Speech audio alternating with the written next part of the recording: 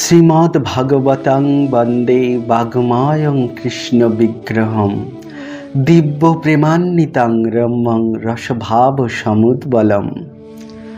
দুর্জনের বিনাশ এবং সজ্জনের ত্রাণের জন্য বৈকুণ্ঠ হতে ব্রহ্মপুরুষের ভূতলে অবতরণ। উপনিষদের ভাষায় তিনি তো রসবৈষ। জীব ও জগৎকে আকর্ষণ করে বলে তিনি কৃষ্ণ। ভগ তথা সরৈশ্বর্যশালী বলে তিনি ভগবান। সকল সৌন্দর্য এবং মঙ্গলের আধার বলে তিনি শ্রীযুক্ত। বেদে পুরাণে তার মহতি বিচিত্র লীলা বর্ণিত। মহাপ্রাজ্ঞ ব্যাসদেবের মানসিক অতৃপ্তির নিরসনে শ্রীমদ্ভাগবতের আবির্ভাব।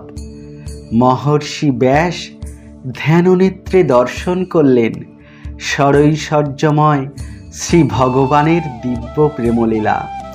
কত বিচিত্র, কত সুন্দর, কত হৃদয়গ্রাহী সেই লীলা অভিরাম। সাধু সাধু পদে পদে। ভারতীয় সংস্কৃতির কেন্দ্রীয় পুরুষ পুরুষোত্তম ভগবান শ্রীকৃষ্ণ। মহাভারতে তার জগদুদ্ধার লীলা বর্ণিত হয়েছে। শ্রীমদ্ভাগবতে আছে তার প্রেমলীলা, রসলীলা, মাধুর্য লীলা। পূজ্যপাদ মহানামব্রতজি এই অমেয় ভাগবতের যে অপূর্ব ভূমিকা রচনা দিয়েছেন তা আমরা ভজন কুঠিরের পক্ষ থেকে কয়েকটি খণ্ডে আস্বাদন করার চেষ্টা করব। জয় নিতাই। শ্রীমন মহানামব্রত ব্রহ্মচারীজি শ্রীমদ্ ভাগবত প্রশস্তিতে বলেছেন, হে শ্রীগ্রন্থ, হে গ্রন্থরাজ, হে মহাগ্রন্থরূপী মহাপুরুষ, আপনি শ্রী গোবিন্দের বাগ্ময়ী মূর্তি। আপনি বেদান্ত সূত্রের অকৃত্রিম ভাষ্য। আপনি শ্রীকৃষ্ণ দ্বৈপায়নের সমাধিলব্ধ গ্রন্থরত্ন। আপনি নিখিল শাস্ত্রের কণ্ঠলগ্ন কৌস্তবমণি। আপনাকে নমস্কার। শ্রীমান মহাপ্রভুর আবির্ভাবের আর একটি প্রধান হেতু আপনার সঙ্গে জীবের সাক্ষাৎকার ঘটানো। আপনার মহিমা কীর্তনে শ্রী গৌরসুন্দর শ্রী মুখে বলেছেন, কৃষ্ণ ভক্তি রসস্বরূপ শ্রী ভাগবত, তাতে বেদ শাস্ত্র হইতে পরম মহত্ব। আপনি নিগম কল্পতরুর সুপক্ক গলিত ফল। শ্রীমদ্ ভাগবত আপনি, রামায়ণ ও মহাভারত আর্য সংস্কৃতির এই তিনটি মহাসম্পদ। তার মধ্যে রামায়ণ মহাভারত দুই স্তম্ভ। আপনি মধ্যবর্তী বিশাল সরণি। রামায়ণ দিয়েছে পারিবারিক কর্তব্যজ্ঞান ও আদর্শ নিষ্ঠা, আর মহাভারত দিয়েছে সমাজনীতি ও রাজনীতির সূক্ষ্ম বিচার বিশ্লেষণ। কিন্তু আপনি দিয়েছেন মানব জীবনের সর্বশ্রেষ্ঠ সাধ্য বস্তু লাভের জন্য সাধনার নির্দেশ। শ্রীরামচন্দ্রের মাতৃপিতৃভক্তি, লক্ষ্মণ ভরতের ভাতৃভক্তি ও তাদের অপূর্ব ত্যাগ, সীতার স্বামীপ্রাণতা, হনুমানের প্রভুভক্তি আর্য হিন্দু সমাজের এক একটি অনুকরণীয় জীবন্ত আদর্শ। মহাভারতে ভীষ্মের প্রতিজ্ঞা পালন, যুধিষ্ঠিরের সত্যনিষ্ঠা, অর্জুনের ক্ষাত্র প্রতিভা, গান্ধারীর ধর্মশীলতা, বিদুরের প্রাজ্ঞতা, দ্রৌপদীর কর্তব্যজ্ঞান আমাদের জাতীয় জীবনের নিত্য স্মরণীয় ভাস্বর রত্ন। তথাপি আপনি যা দিয়েছেন তা তুলনারহিত শাশ্বত সম্পদ। আপনি নির্মাণ করেছেন জীবন সাধনার এক মহান রাজপথ। রামায়ণ মহাভারত যেন দুই বিশাল হ্রদ, কিন্তু আপনি একটি কলনাদিনী প্রবাহিনী। জীবনের চরম লক্ষ্য শ্রী পুরুষোত্তম শ্রী ভগবান শ্রীকৃষ্ণের চরম সঙ্গম অভিমুখে আপনি নিরন্তর প্রধাবিতা ও অপরকে টেনে নিতে সচেষ্ট পরায়ণা। আপনাকে তাই বারংবার নমস্কার। হ্রদ প্রশান্ত, তবু স্থলঘেরা, গতি নেই, আদি অন্ত নেই। কিন্তু আপনি গতিমতী নদী। আপনার আদি করুণার গিরিশিখরে, মধ্য বিস্তৃত অনন্ত সাধন ক্ষেত্রে, আর অন্ত ভক্তির মহাসাগরে। আপনি অর্থাৎ শ্রীমদ্ ভাগবত আমাদেরকে নিয়ে চলেছেন প্রেমভক্তির সেই পবিত্র সঙ্গমে। আপনি জন্ম লাভ করেছেন শ্রী নারায়ণের হৃদয় গঙ্গোত্তরীতে। ব্রহ্মা, নারদ ও বেদব্যাসের 3 গিরিশৃঙ্গ ভাসিয়ে আপনি অবতরণ করেছেন শ্রীসুখ হরিদ্বারে। তারপর মহাসঙ্গমে মিলেছেন শ্রী গৌরাঙ্গ সুন্দরের লীলা মহোদধিতে। পাদোদ্ভবা মন্দাকিনীর মতোই আপনি নিরত চলেছেন তীরবর্তী সর্বপ্রকার সাধন ভজন ভূমিকে ধৌত করে, মালিন্য মুছিয়ে, উর্বর করে, নবজীবন মন্ত্র আধান করিয়ে। নিখিল শাস্ত্রের প্রতিপাদ্য বিষয়, সম্বন্ধ, অভিধেয় ও প্রয়োজন, এই 3টি তত্ত্ব। হে শ্রীগ্রন্থ, আপনার মধ্যে এই 3টি তত্ত্বই উজ্জ্বল রূপে প্রকটিত আছেন। কৃষ্ণস্তু ভগবান স্বয়ং, এই মহাবাক্যে আপনি সম্বন্ধ তত্ত্ব জানিয়েছেন। ভক্তাহ মে কয়াগ্রাহ্য, এই বাক্যে আপনি অভিধেয় তত্ত্ব বলেছেন। সপ্রিয় নাম কীর্তা জাতানুরাগ, এই বাক্যে প্রয়োজন তত্ত্ব প্রেমধনের সংকেত করেছেন। আপনি একাধারে সাহিত্য, দর্শন, ইতিহাস ও পরমহংস সংহিতা। আপনি রসিক ও ভাবুক সংবেদ্য। আপনি নিখিল শাস্ত্রের নির্যাস, সর্বতোমুখায়। আপনি ভাবচিন্তামণি। আপনার কথার কি বলবো, আপনার তুলনা আপনি নিজেই। আপনি সাধু সাধু পদে পদে। শ্রীধর স্বামীচরণ বলেছেন, আপনি একটি কল্পবৃক্ষ। আপনার শ্রীদেহ 12 স্কন্ধাত্মক। সেই সকল স্কন্ধে 335টি শাখা। সেই সকল শাখার 18,000 অভীষ্টদ পত্রাবলী বিরাজমান। গোড়ায় আপনার পাদদেশে শুদ্ধা ভক্তির আলোবাল। সেই আবেষ্টনীতে প্রণত হয়ে আপনার মহিরূহ মূর্তি দর্শন করি, স্নিগ্ধ ছায়ায় আশ্রয় ভিক্ষা করি। শ্রী সনাতন গোস্বামীপাদ লিখেছেন, আপনি শ্রীকৃষ্ণ পরিবর্তিত। সাক্ষাৎ গোবিন্দবোধে আপনাকে অর্চনা করি। প্রথম ও দ্বিতীয় স্কন্ধ আপনার 2 চরণ, তাতে তুলসী চন্দন দেই। তৃতীয় চতুর্থ 2 স্কন্ধ আপনার 2 উরু, তাতে পুষ্পাঞ্জলি অর্পণ করি। পঞ্চম স্কন্ধ আপনার নাভিকমল, তাহার গন্ধ লই। ষষ্ঠ স্কন্ধ আপনার বক্ষস্থল, তাতে হস্তার্পণ করি। সপ্তম অষ্টম স্কন্ধ আপনার 2 বাহু, তার আলিঙ্গন কামনা করি। নবম আপনার কণ্ঠদেশ, তাতে মালিকা দুলিয়ে দিই। একাদশ স্কন্ধ আপনার ললাট, তাতে চন্দন তিলকে সাজাই। দ্বাদশ আপনার শিরদেশ, তাহাতে চূড়া পরাই। আর দশম স্কন্ধ আপনার প্রফুল্ল বদন, বদনের মঞ্জু হাসি। মধু হতে সুমধুর, তাহা হতে সুমধুর, তার মাঝে স্মিত জোছনা ভর, সেই জোছনায় জীবন জুড়াই। সকল স্কন্ধই মধুর, কৃষ্ণাঙ্গ লাবণ্যপুর, কিন্তু তার মধ্যে দশম স্কন্ধের তুলনা নেই। অপ্রাকৃত রসবত্তায়, ভাব প্রাচুর্যতায়, শব্দ গাম্ভীর্যে, অলঙ্কার নৈপুণ্যে, কাব্য কৌশলে দশম স্কন্ধ মহামহিয়ান রসস্পর্শমণি।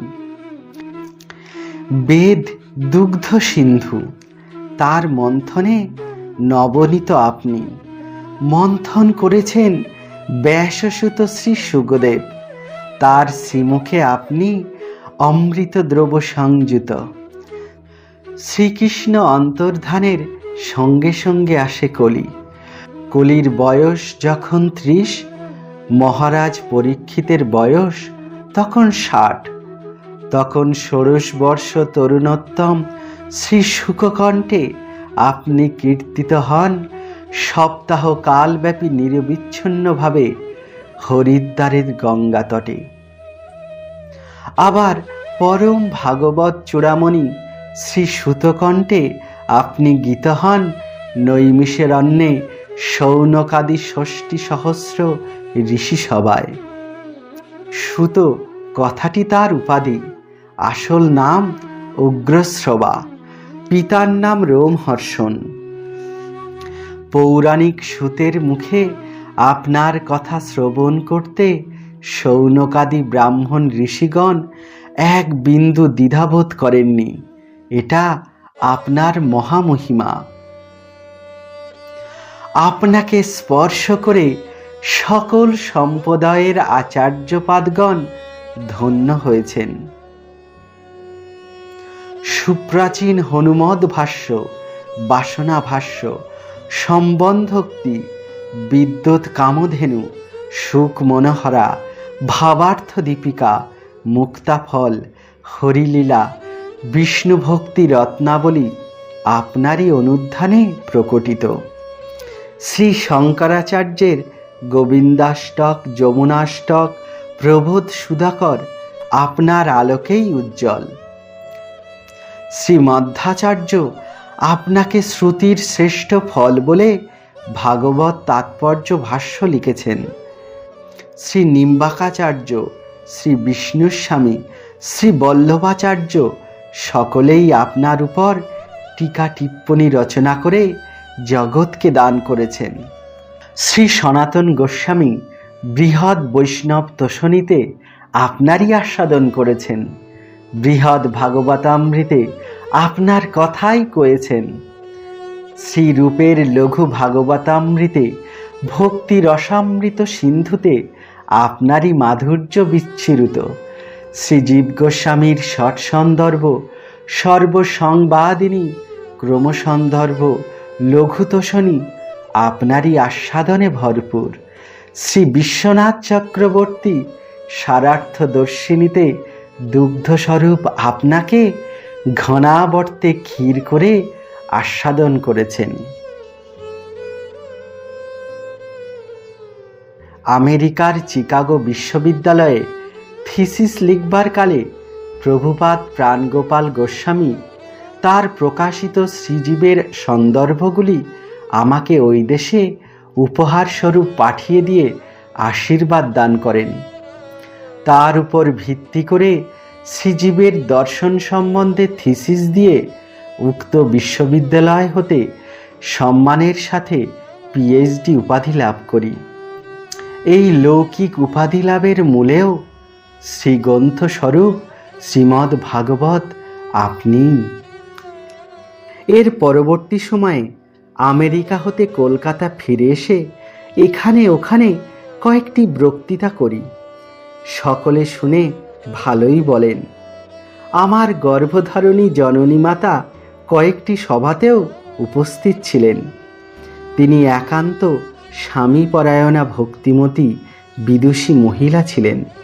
আমার বক্তৃতায় তার তুষ্টি হয়নি। একদিন কলকাতার উদ্ধরণ মঠে বক্তৃতা দিতে বসব। এমন সময় জননী শ্রীমদ্ ভাগবত গ্রন্থখানি নিজে হাতে করে নিয়ে আমার মাথায় ঠেকিয়ে সম্মুখস্থ আসনে রাখলেন আর বললেন, নিজ মন উক্তি ফাঁকা ফাঁকা বক্তৃতা করো না, শাস্ত্র অবলম্বনে কথা বলতে শেখো। এই গ্রন্থে শ্রী সুখদেব যা বলেছেন তা মানুষকে শোনাও। জননীর বাক্য শিরে ধারণ করে আপনাকে খুলে প্রথম জন্মদাস্যজাত এই পরম শ্লোকের ব্যাখ্যা করি। তাতে জননী মহাপ্রীত হন। ততবধি পাঠক হলাম। স্কুল কলেজ জীবনে মুখ ছিলাম, 10 জনের মধ্যে কথা বলতে পারতাম না। শ্রী গুরু শ্রীপাদ মহেন্দ্রজির অসীম কৃপায় বক্তা হয়েছিলাম, আর সেদিন মাতৃকৃপায় পাঠক হলাম। হে মহাগ্রন্থ, এখন প্রতিদিন আপনাকে পূজা করি, আপনার কথা সহস্র নরনারীকে শোনাই। আমেরিকায় 5 বছর 8 মাস থাকাকালে বেদ, বেদান্ত, গীতা, হিন্দুর সমাজনীতি, রাষ্ট্রীয় আন্দোলন, শিক্ষা সাধনার কথা অনেক বিষয়ে বলতাম বক্তৃতায়, কিন্তু আপনার কথা বলবার সুযোগ হতো না। একদিন সেই সুযোগ হয়েছিল কি রূপে তা আপনাকেই বলবো।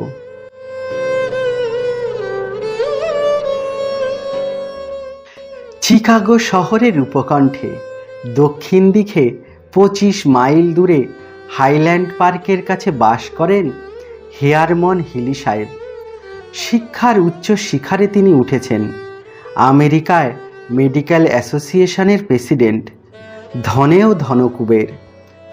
ঘটনাচক্রে তার সঙ্গে পরিচয় ঘটে প্রভুর ইচ্ছায় একজন রাশিয়ান বন্ধু মধ্যস্থতায়।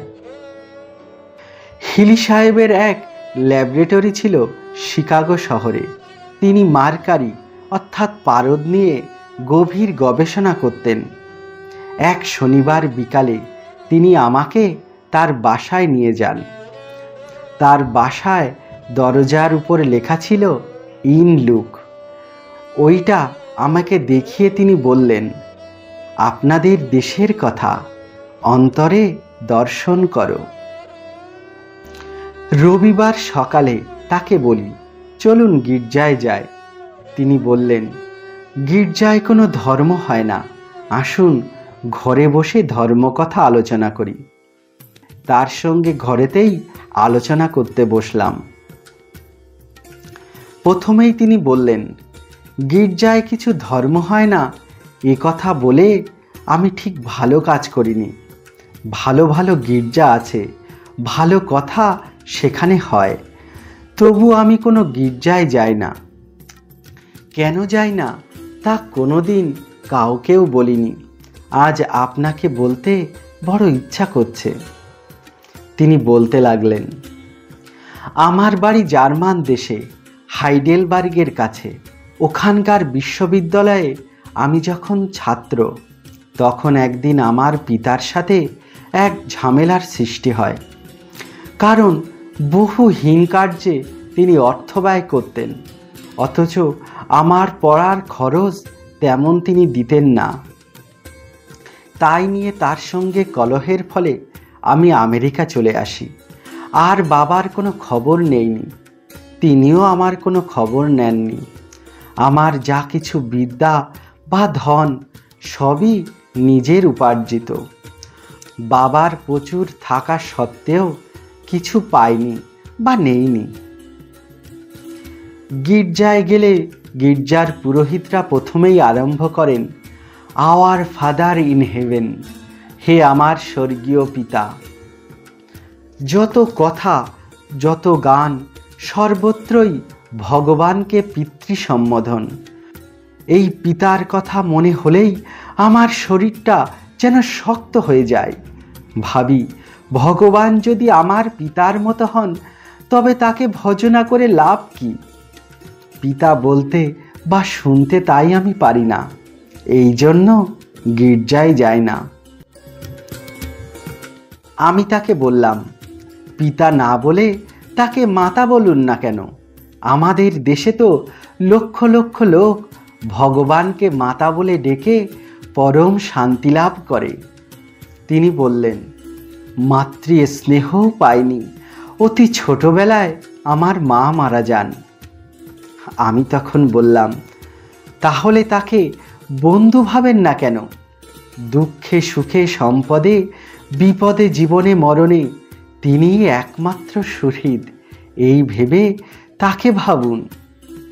এ কথায় তিনি নীরব হলেন। আমি আবার বললাম, তাকে পিতা যদি না ভাবতে পারেন, পুত্র বলুন না কেন? আপনার তো সন্তান আছে, বাৎসল্য স্নেহ বোঝেন, ওই স্নেহে তাকে পুত্র ভেবে আপন করে নিন। এই কয়টি কথায় হিলি সাহেবের মুখখানা লাল হয়ে উঠল। তিনি বললেন, ব্রহ্মচারীজি, this is a revelation to me. দৈববাণীর মতো শুনলাম এক অভিনব কথা। ভগবানকে পুত্র করে ভালোবাসা যায়। কখনো ভাবিনি, কি মধুর কথা। আমার কন্যা আছে, পুত্র নেই, তাকে আমি পুত্র করব, কিন্তু কিরূপে করা যায় সেইটা আমায় বলুন। হে মহাগ্রন্থ, তখন আমি কি করলাম? তাকে আপনার দশম স্কন্ধের নবম অধ্যায়ের দামবন্ধন লীলা পাঠ করে শোনালাম। তিনি সজল চোখে শুনলেন, বললেন, আহা, এত মধুর। আপনাদের গীতার অনুবাদ পড়েছি, বেদান্তের অনুবাদ, উপনিষদ সব পড়েছি, কিন্তু এ কথা কোথাও পাইনি। তখন আমি তাকে বাবা প্রেমানন্দ ভারতী মহারাজের ইংরেজি ভাষায় লিখিত শ্রীকৃষ্ণ গ্রন্থ ও মহাত্মা শিশির কুমারের লর্ড গৌরাঙ্গ পাঠ করতে দিলাম। এই সকল গ্রন্থ পাঠ করতে করতে তিনি অশ্রু বিসর্জন করলেন। তিনি কণ্ঠে তুলসী মালা নিলেন, হাতে জপের মালা নিলেন।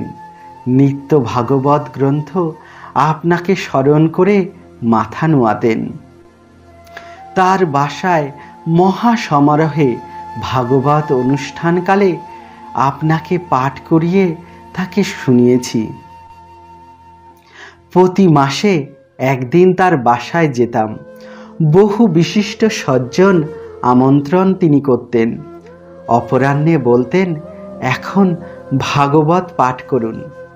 কি শুনবেন জিজ্ঞাসা করলে বলতেন, সেই রজ্জু দ্বারা ভগবানের বন্ধনের কথা। বলতাম, কতবার তো সে কথা শুনলেন? উত্তরে তিনি বলতেন, যতই শুনি ততই মধুর, আর কোনো কথা শুনতে চাই না। শ্রোতারাও তার কথায় সায় দিতেন।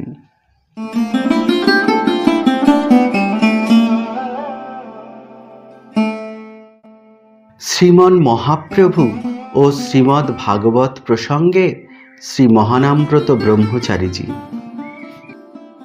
দুই ভাই হৃদয়ের খালি অন্ধকার, দুই ভাগবত সঙ্গে করান সাক্ষাৎকার।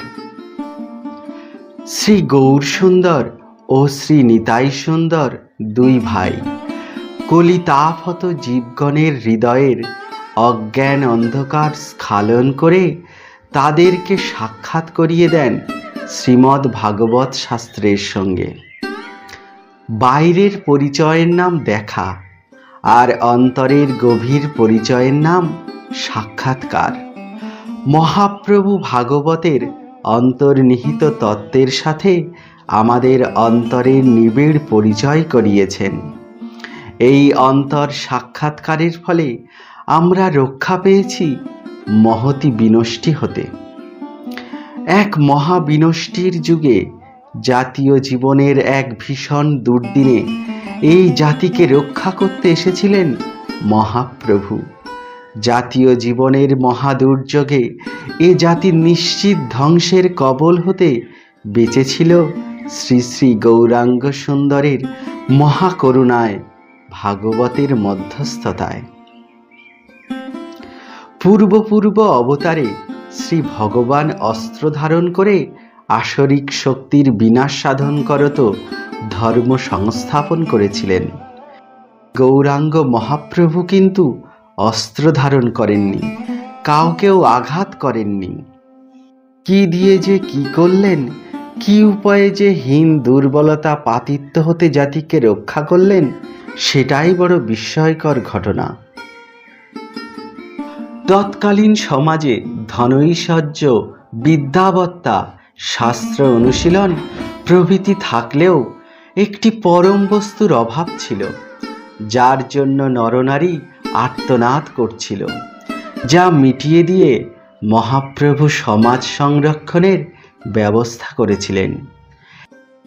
ইটের উপর ইট সাজালে ইটের পাজা হয় মাত্র, বাঁশের জন্য ঘর তৈরি হয় না।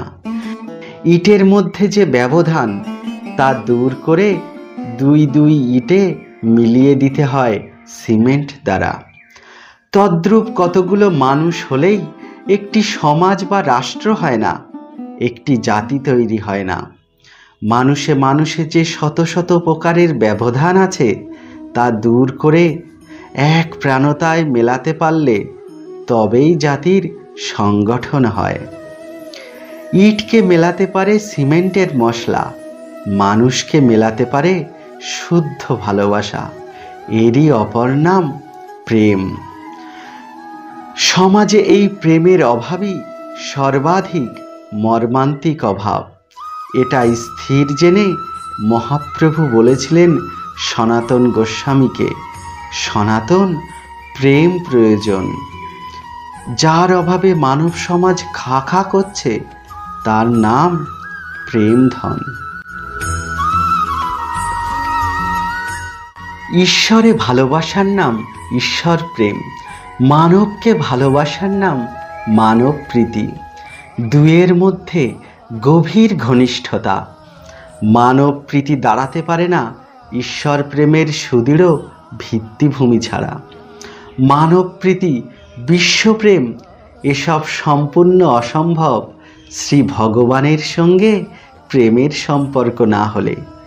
শ্রীমন মহাপ্রভু এসে দান করলেন ঘরে ঘরে নরে নরে কৃষ্ণ প্রেমধন আর নিবিড় মানব প্রীতি। কৃষ্ণকে ভালোবাসো আর কৃষ্ণের জনগণকে ভালোবাসো, এই মহাবাণী দিলেন শ্রী গৌর সুন্দর সবাইকে শ্রীমদ্ ভাগবত গ্রন্থের মধ্যস্থতায়।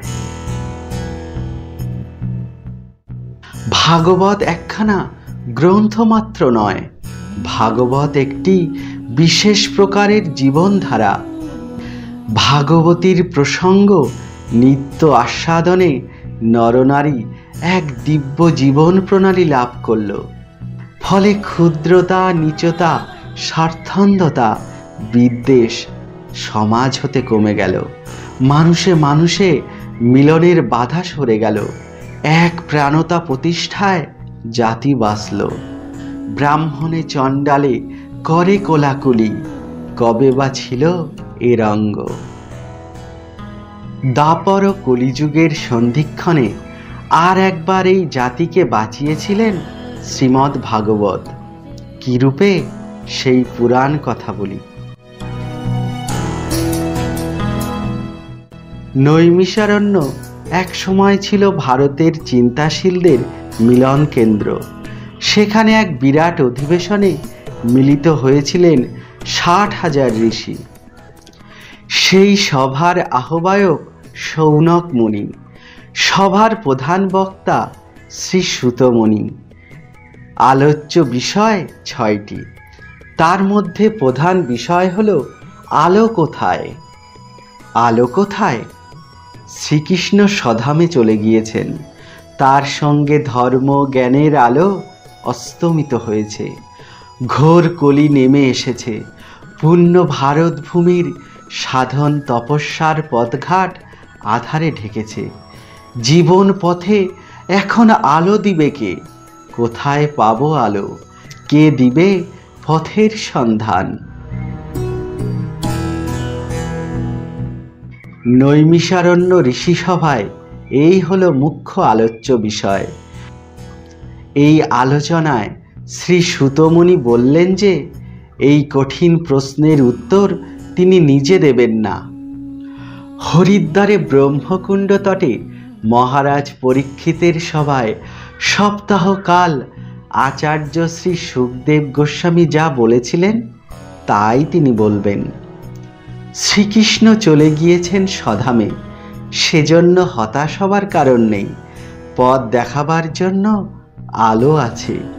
সেই আলো হলো ভাগবত রূপ পুরাণ সূর্যের আলো। পরব্রহ্ম শ্রীকৃষ্ণ নিত্যধামে গিয়েছেন, কিন্তু তার বাগ্ময়ী মূর্তি শব্দব্রহ্ম শ্রীমদ্ ভাগবত সূর্যের মতো স্বমহিমায় কিরণ বিস্তার করে উদিত হয়েছেন। সেই আলোতেই কলির বহির্মুখহীনতার অন্ধকার দূর হবে। নৈমিষারণ্য অধিবেশনের এই পরম সিদ্ধান্তের বর্তিকা নিয়ে ঋষিগণ চারিদিকে ছড়িয়ে পড়েন। তাদের প্রচেষ্টায় ভারতভূমির সর্বত্র কৃষ্ণ কথার উদয় হয়। কোনো বড় যুদ্ধ লাগলে যেমন মানুষের মুখে কেবল যুদ্ধের কথা শোনা যায়, সেইরূপ সর্বত্র সকলের মনে কেবল কৃষ্ণ কথার উদয় হলো। এই শুভযোগ এই জাতির জীবনে একবার হয়েছিল দাপর কলির সন্ধিক্ষণে, আর একবার হয়েছিল কলির প্রথম সন্ধ্যায় শ্রী গৌর সুন্দরের অবতরণে। দুইবারই ভাগবতী কথা এই জাতিকে বাঁচিয়েছিল। আজ আবার দুর্যোগ নেমে এসেছে, চারিদিকে অন্ধকারে ছেয়েছে। কোথায় আলো? কি উপায়ে আমরা বাঁচব? শ্রী জগৎবন্ধু সুন্দর তার উত্তর দিয়েছেন। তিনি বলেছেন, নবদ্বীপের প্রদীপ জ্বালো, ভাগবত জীবনের সার করো, ভক্তিশাস্ত্র ভাগবত সার করো অবিরত। এই দুর্দিনেও শ্রীমদ্ ভাগবত শাস্ত্র আমাদেরকে বাঁচাবে। এই পরম বিশ্বাস অন্তরে ধরেই আমরা এই শ্রীমদ্ ভাগবত গ্রন্থ সম্প্রদানায় ব্রতী হয়েছি। শ্রী ভাগবত মন্দিরের শ্রী বিগ্রহের দর্শন দশম স্কন্ধেই মিলবে। শ্রী সনাতন গোস্বামী বলেছেন, কৃষ্ণরূপী ভাগবতের দশম স্কন্ধ হল বদনং প্রফুল্লং। বিশ্বনাথ চক্রবর্তীপাদ বলেছেন, শুধু বদন নয়, বদনের মধুর হাসি।